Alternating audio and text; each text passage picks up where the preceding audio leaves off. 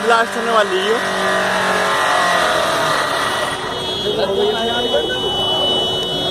हो गई हो गई हो गई हो गई।